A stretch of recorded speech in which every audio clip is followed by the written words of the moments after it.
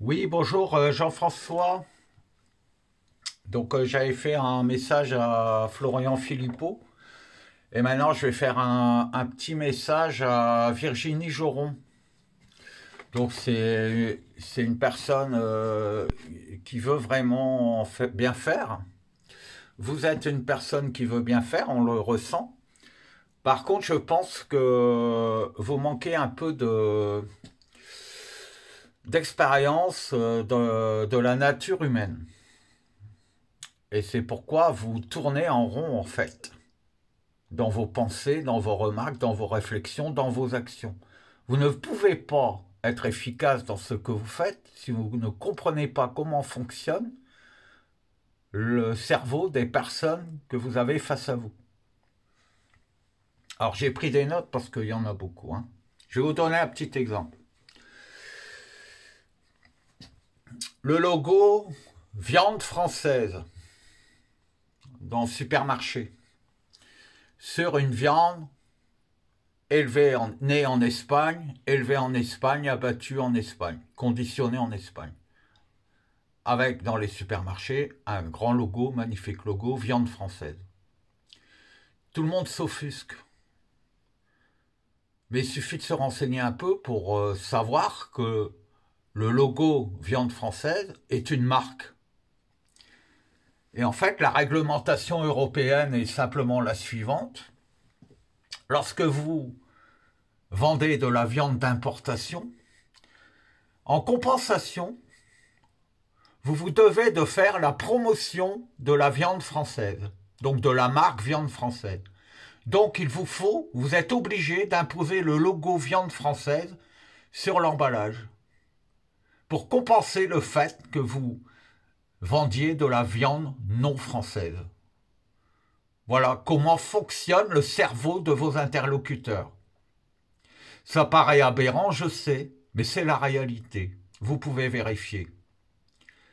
Et toute personne qui achète une viande étrangère où il y a le logo viande française et qui comprend qu'il achète de la viande française, c'est lui qui fait l'erreur parce qu'il ne s'est pas renseigné et il pense mal par rapport à la manière bien pensante de la communauté européenne. Et tout est ainsi.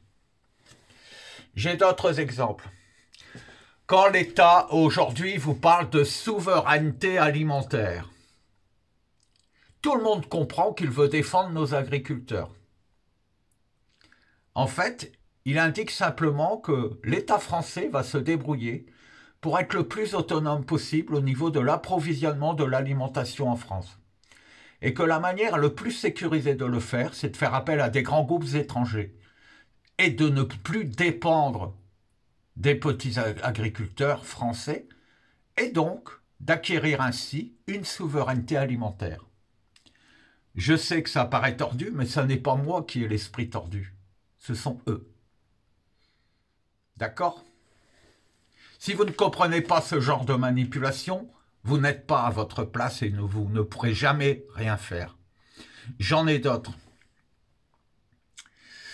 On parle des effets secondaires des vaccins. Vous vous êtes battu, mais vous avez remué du vent. À quoi avez-vous abouti? À rien. Et pourtant, vous avez fait miroiter à tous de nous avoir défendus à ce sujet. Je vous donne un tout petit exemple. Les effets secondaires. Vous avez vu la liste des effets secondaires sur les contrats Pfizer. Et vous avez crié au scandale en disant « Ils savaient qu'il y avait des effets secondaires ». Bien sûr qu'ils savaient qu'il y avait des effets secondaires. Parce que ce sont des effets secondaires qui viennent en option par rapport aux qualités primordiales du vaccin, en plus de modifier l'ADN, il peut empêcher les menstruations, il peut provoquer de la myocardie, etc., etc.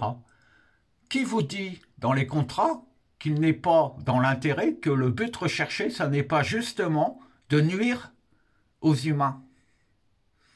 Dans ce cas, vous êtes à la chasse des effets indésirables,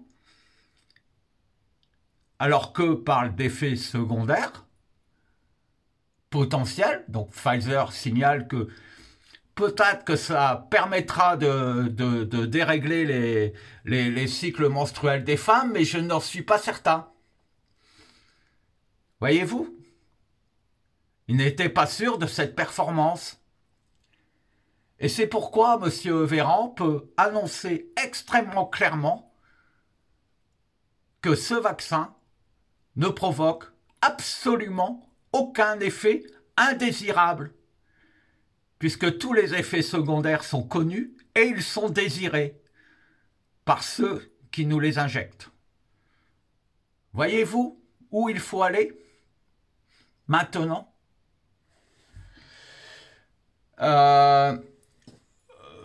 Et en fait, vous acceptez tout sans rien dire. Vous ne vous posez pas les bonnes questions.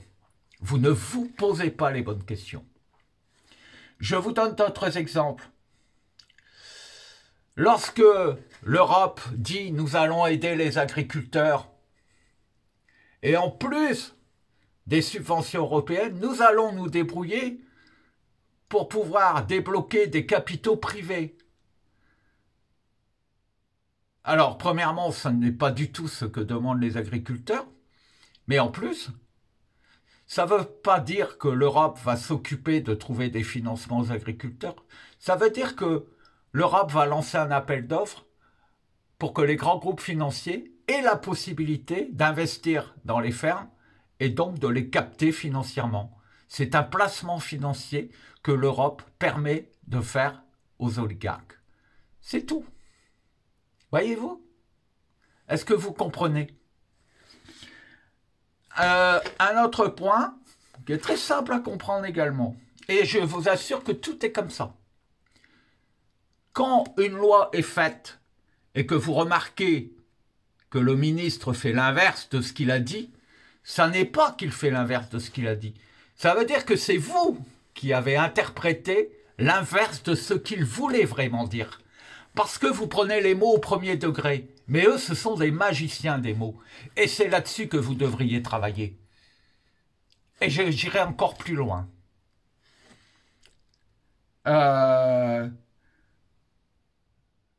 J'irai encore plus loin.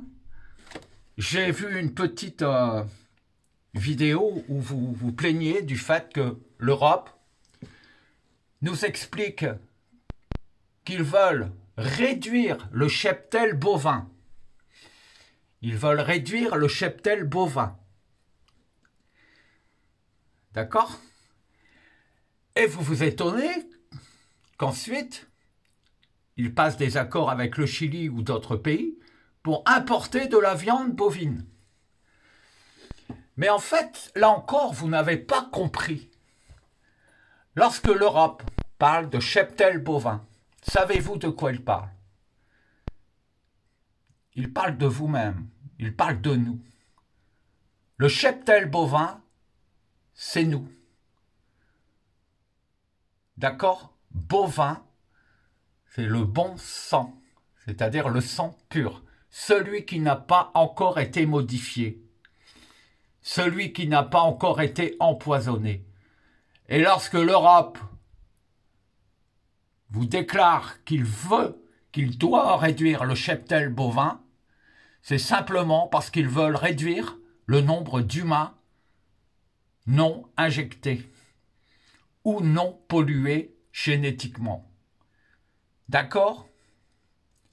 Comprenez ceci et ensuite vous comprendrez pourquoi, pour réduire le cheptel bovin qui est nous, ils n'hésitent pas à importer par tonnes entières de la viande modifiée génétiquement ou élevée aux hormones pour nous polluer la génétique. Tout simplement. Je sais que ça peut vous paraître extravagant, mais je vous demande de tenir compte de mes remarques. Voyez-vous, à partir d'un certain moment, lorsqu'on remarque tous les dysfonctionnements et quand l'on voit, on fait le constat de là où nous en sommes, on commence à comprendre comment tout ceci fonctionne. Vous vous laissez enfumer en permanence et vous croyez nous défendre. Mais si nous sommes capables de comprendre ceci. Vous devriez l'être aussi, madame. N'est-ce pas? Alors cessez de nous amuser avec vos bêtises et commencez à travailler vraiment et commencez à nous dire vraiment ce que vous constatez et commencez à nous avouer que ce qui se prépare, c'est une guerre contre l'humanité. Elle est déjà en route et elle sera amplifiée par la petite pichenette manquante qui sera une déclaration de guerre européenne. Et vous le sentez, et vous le savez, et vous aussi, vous nous amusez. Ça n'est pas de la manière dont vous vous prenez que les choses pourront changer.